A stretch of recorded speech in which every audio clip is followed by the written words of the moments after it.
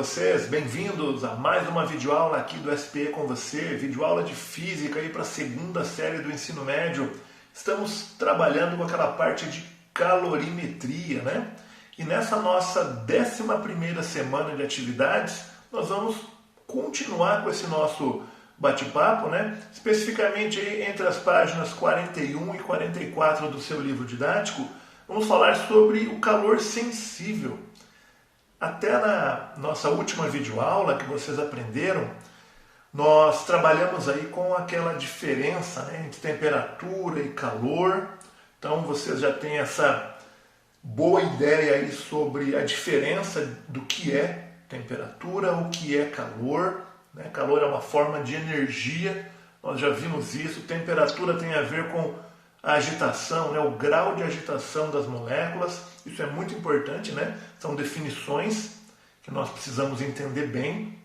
E agora a gente vai continuar esse nosso estudo na parte de calorimetria e falar sobre o que é o tal do calor sensível, né? O que significa essa expressão? Então aí está a definição na sua tela, né? Quantidade de calor sensível. Nada mais é do que a quantidade de calor retirada de um corpo ou que você fornece a esse corpo, né? E o efeito disso vai ser a variação de temperatura, tá? Então, pode aumentar, aquecer o corpo ou pode resfriar. Então, quantidade de calor sensível é a quantidade de calor que você fornece ou retira do corpo e o efeito disso que você fez é a variação na temperatura do corpo. Porque nós sabemos que pode acontecer outras situações. A gente vai ver mais para frente, mas você pode fornecer calor para um corpo, ele pode mudar de estado físico, por exemplo. Tá? E a gente sabe que quando há mudança de estado físico, não há variação de temperatura. Então não tem a ver com o calor sensível. É outra ideia que a gente vai ver nas aulas aí para frente, tá bom? Então calor sensível é forneci calor, o corpo aumentou a temperatura. Retirei calor, energia, né? O corpo diminuiu a temperatura. Simples assim, tá bom? Isso é a quantidade de calor sensível. Então tem na tela aí de vocês uma ilustração, né? Ali um recipiente, você aqueceu aquele recipiente, tem uma indicação do termômetro ali, e houve um aumento na temperatura. Então, aquele corpo recebeu, né, o calor sensível, tá? Aquela substância recebeu esse calor chamado de calor sensível, tá legal? Bom, é claro que nós vamos falar de equação matemática, né? Sem dúvida. O intuito da física não é trabalhar só com matemática, né? Não é matematizar as coisas. O intuito é entender o processo de funcionamento. E é claro que para entender plenamente isso, a matemática nos ajuda e muito, né?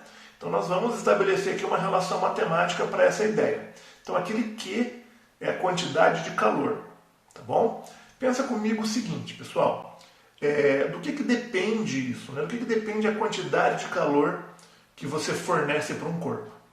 Será que depende da quantidade desse corpo, né? Da quantidade de substância? Sem dúvida, depende da massa, claro. Você precisa fornecer muito mais calor para 2 litros de água do que para 1 litro de água aquecer a uma determinada temperatura. Isso é óbvio. Então, quanto mais matéria, quanto mais massa, mais calor eu preciso. Aquele Czinho que está ali do lado, vamos falar sobre ele daqui a pouco, tá? Calma aí. E é óbvio que a quantidade de calor que eu devo fornecer para um corpo depende da variação de temperatura.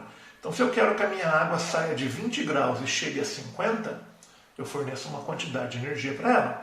Se eu quero que ela saia de 20 e chegue a 80 graus, é claro que eu tenho que fornecer mais energia, né? Aí eu falei, por exemplo, de água. Dei o exemplo da água. E se fosse uma outra substância? Se eu tivesse os mesmos 2 litros, não de água, agora de óleo, azeite. Será que a quantidade de calor que eu vou fornecer é a mesma para atingir a temperatura, né, que eu quero? É a mesma que eu forneço para a água? Certamente não, porque mudou o que? Mudou a substância. Então, essa quantidade de calor depende da massa, depende do calor específico, que vai depender da substância, aquele Czinho ali, e depende da variação de temperatura. Tá? Lembrando que a variação de temperatura, né, a temperatura final menos a temperatura inicial. Se o ΔT for positivo, o corpo recebeu calor, é claro. Se ele for negativo, o corpo perdeu calor, sem dúvidas, né? Agora, falando especificamente daquele Czinho da expressão matemática que nós acabamos de ver, né? Q igual a mc ΔT, né? Que macete, né? O pessoal costuma falar aí, que macete. Então, quantidade de calor, massa, calor específico, que é o que nós vamos definir agora, e variação de temperatura. O nome já diz, né? Calor específico, é uma propriedade da matéria, depende daquilo que você está considerando, que você está estudando. Se é água, se é óleo, se é ferro, enfim, depende da sua substância, tá? Então, esse calor específico sensível, que normalmente ele é chamado apenas de calor específico, tá? É a quantidade de calor sensível que você fornece ou retira de um corpo, tá? De uma determinada massa, para que ela varie a sua temperatura em uma unidade, ok? Então, é a quantidade de calor que você fornece ou retira de uma determinada massa de substância para que a sua temperatura varie em uma unidade. Uma unidade do quê? Depende. Grau Celsius, Kelvin. Normalmente a gente trabalha com grau Celsius, tá? Vamos ver já. Dá uma olhadinha na tabela aí na sua tela, pessoal. Substância. Água, álcool, etílico, gelo, alumínio, tem várias ali na tela. E do ladinho o calor específico de cada uma delas. Água, por exemplo, 1 caloria por grama grau Celsius. Ou seja, eu tenho que fornecer 1 caloria para 1 grama de água, variar ou aumentar a temperatura em 1 grau Celsius. Então, eu forneço 1 caloria para 1 grama de água, aumentar a temperatura em 1 grau Celsius. Ok? Olha o álcool etílico, 0,6. Dá uma olhada no cobre. O cobre precisa de 0,1 caloria para cada grama variar a temperatura em 1 grau Celsius. Vocês acham, olhando para essa tabela, que o calor específico da água é alto ou é baixo? Ah, Danilo, 1 é um número pequeno, né? Mas dá uma olhadinha nos outros, né? O da água é um dos maiores que tem. Isso significa que ali há uma tendência que ela absorva muito calor para que ocorra uma pequena variação de temperatura.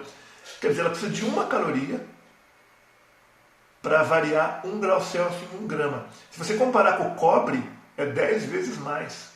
Então, se você precisaria fornecer 10 vezes mais energia para a água do que para a mesma massa de cobre variar a temperatura, a mesma temperatura, olha só.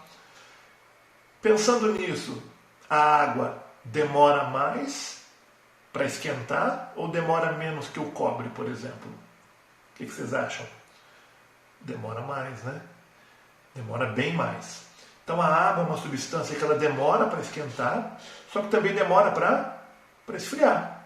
Nós pegarmos, por exemplo, piscinas, né? A praia, o mar, por exemplo. Durante o dia, quando está recebendo ali, né, a energia térmica do sol, o calor do sol, ela fica lá o dia todo, né, aquecendo. A praia, por exemplo, né? À noite, quando aquela fonte de calor já cessou, dá a impressão de, se você entrar na água da piscina à noite, ou até mesmo na praia, a água está quentinha, né? Tem uma série de situações ali, sensação térmica do ambiente, enfim, mas se nós pegarmos somente a questão da temperatura e da água mesmo, pensa comigo, ela ficou o dia todo aquecendo, né? Ela demora para aquecer. Quando a fonte de calor cessa, no caso à noite, ela também demora para esfriar. Então por isso que realmente você vai sentir a água ali mais quente, sim, porque ela demora mais para esfriar. Uma outra situação que a gente pode dar de exemplo aí, que envolve calor específico, né? Por exemplo, quando você sai do banho, um dia bem frio assim, está lá o corpo molhado, aí você começa a se enxugar, né? Passa a toalha ali, passa a toalha, por exemplo, no braço. Você já percebe que aquela parte do seu braço que você enxugou, você já sente menos frio do que o restante do corpo, porque você tirou a água que tinha ali Porque enquanto o corpo está molhado, você está perdendo energia, perdendo calor para o ambiente, que está frio, e também para a água. Então a água está retirando o calor do seu corpo, então você passa a sentir mais frio, né? Isso tem a ver com o calor específico também da água. Uma outra questão, né? Você gosta de sanduíche, por exemplo? Um pãozinho, um bauru, presunto, um queijo, um tomatinho. Quando você faz o bauru e você vai comer aquele negócio lá, está morrendo de fome, você dá aquela mordida, o que acontece? Normalmente você vai queimar a sua língua na primeira dentada. Por quê? Por causa do tomate, né? Aquele infeliz do tomate. Tem muita água nele. Ele demora para esquentar. Quando ele chega a uma temperatura, o pão ali vai acabar esfriando mais rápido, até o presunto ali. O queijo demora um pouquinho mais, né? Normalmente o queijo, quando ele derrete, ele está mais quente ali. Mas o tomate é um absurdo, né? Dá uma mordida e queimar a língua. É impossível aquele negócio, né? Justamente pelo calor específico, ela tem muita água, né? Então demora para esquentar, só que também demora para esfriar. O que mais podemos dizer aí, pessoal? Agora, falando sobre capacidade térmica. Né? Então, já vimos calor específico, né? Agora, o que é a capacidade térmica? É um termo aí que vocês vão ouvir bastante, tá? Nas nossas aulas aí para frente. Então, o calor específico refere-se a uma propriedade da substância, né? É aquele material que você está considerando. Capacidade térmica é uma propriedade do corpo ou do objeto. Então, tem a ver com o corpo como um todo. Então, nada mais é do que a quantidade de calor, tá, dividido pela variação de temperatura. Então, é a capacidade que o corpo tem de perder ou receber calor para uma dada variação de temperatura. Então, é como está na tela de vocês. Capacidade térmica é a letra C, maiúscula. Calor específico é C, minúsculo. É a quantidade de calor dividido pela variação de temperatura, né? Então, vai estar ali em caloria por grau Celsius, por exemplo, né? Tá? Quanto de calor o corpo perde ou recebe para cada grau Celsius, no caso aí, se considerarmos essa unidade, né? Então, pode ser dado em joule por Kelvin, só que normalmente é caloria por grau Celsius, tá? Se nós mexermos um pouquinho ali na expressão matemática, eu sei que calor, a gente acabou de ver, é mc delta T. Se eu dividir ali pelo ΔT embaixo, eu simplifico, né? O que vai sobrar para mim de expressão? C, quer dizer, capacidade térmica é igual a M vezes C. Então são duas expressões aí que a gente pode utilizar para trabalhar com a capacidade térmica. Então lembrando, o calor específico tem a ver com a substância, tá? A capacidade térmica tem a ver com o corpo. Um exemplo, vou pegar uma caixinha aqui de madeira. Então a madeira tem um calor específico, né, que é caloria por grama grau Celsius. Esta caixinha, ela tem uma capacidade térmica. Quer dizer, eu estou considerando toda a massa da minha caixinha, né? Então esta caixinha tem uma capacidade térmica. Uma outra caixa, maior ou menor, do mesmo material, vai ter uma outra capacidade térmica e assim por diante. Então tem a ver com o corpo, com o objeto, tá legal? Calor específico tem a ver com a substância, aquilo que compõe a matéria, compõe aquele corpo. Capacidade térmica tem a ver com o corpo como um todo, é o objeto que você está considerando. Legal? Ótimo! Agora a gente vai fazer o quê? Exercício. Vamos lá, vou resolver com vocês aqui. Logo depois, né, que eu resolver algumas questões, eu vou deixar indicado uma série delas para vocês trabalharem durante a semana. Acompanhe aí, então, eu estou na primeira questão aí do seu livro, né, do seu volume 6, diz assim, ó, escreva o que significam as informações dos itens A e B. Cadê o item A? A capacidade térmica de um corpo é igual a 50 calorias por grau Celsius. O que significa a capacidade térmica de um corpo ser 50 calorias por grau Celsius? Significa que o corpo troca 50 calorias para cada 1 grau Celsius de variação na sua temperatura. Ok? É fazer a leitura mesmo, tá? Isso nos ajuda a entender. Olhar a unidade nos ajuda muito a entender o que significa, né? Então, 50 calorias por grau Celsius o corpo troca 50 calorias para cada 1 grau Celsius de variação de temperatura. Tranquilo? Joia. Letra B. O calor específico de certa substância é 0,2 calorias por grama grau Celsius. O que significa isso? 0,2 calorias por grama grau Celsius. Significa que aquela substância troca 0,2 calorias para cada 1 grama da sua massa, para que essa massa sofra a variação de 1 grau Celsius sua temperatura. Então eu tenho lá 1 grama de alguma coisa. Para aquele 1 grama variar 1 grau Celsius, eu preciso fornecer 0,2 calorias para ele, para aumentar 1 grau Celsius. Se eu quero que diminua, eu preciso retirar 0,2 calorias. Tudo bem? Tranquilo até aqui? Vamos para mais uma? Então vamos lá. 2. Um jovem chega a uma praia no final da manhã e observa que, apesar de a areia quase queimar seus pés, o mar está muito frio. Considerando quantidades iguais de água e areia, podemos afirmar que a água demora mais para se aquecer, pois precisa de uma maior quantidade de calor para sofrer a mesma variação de temperatura sofrida pela areia. Tá. Essa explicação está associada ao fato de a água ter... Falamos sobre isso agora há pouco, hein? E aí? Por quê? Você chega lá na praia, tá aquele sol, a areia está quente, mas a água fria durante o dia. À noite é o contrário. A areia é gelada, cessou a fonte, né, de calor ali, o sol, e a água está quentinha. Tem a ver com o calor específico.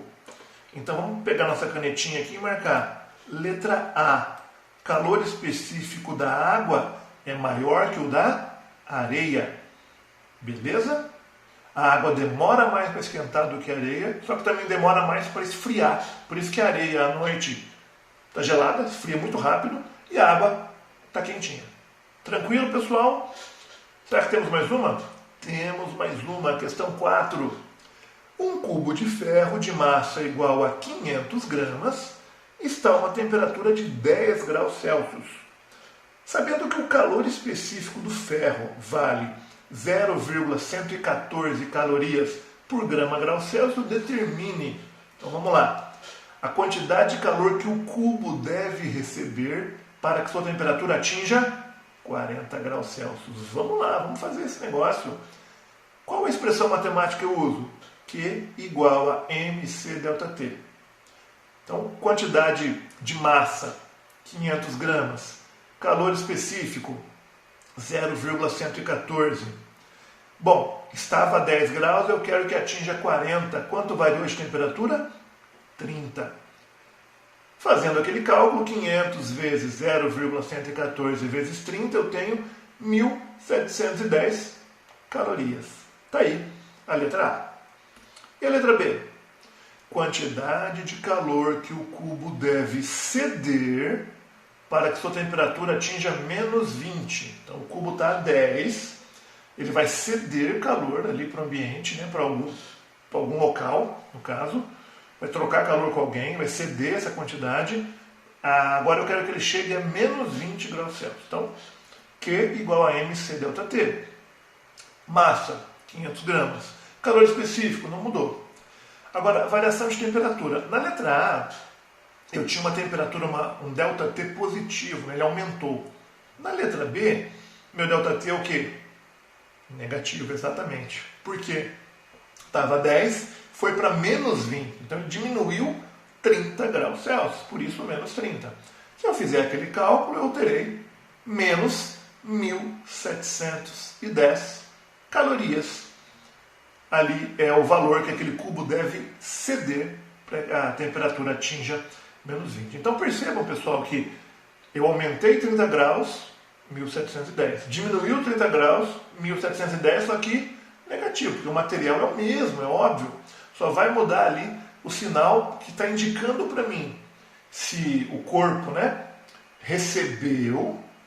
Tá? Então, sempre analisando em relação ao corpo. O corpo recebeu ou o corpo cedeu, né? Então, o corpo, na letra A, recebeu. O cubo recebeu calor. Na letra B, o cubo cedeu calor para alguém, né? E aí sim ele atingiu a temperatura de menos 20 graus Celsius. E aí, pessoal? Tranquilo? Beleza? Joia!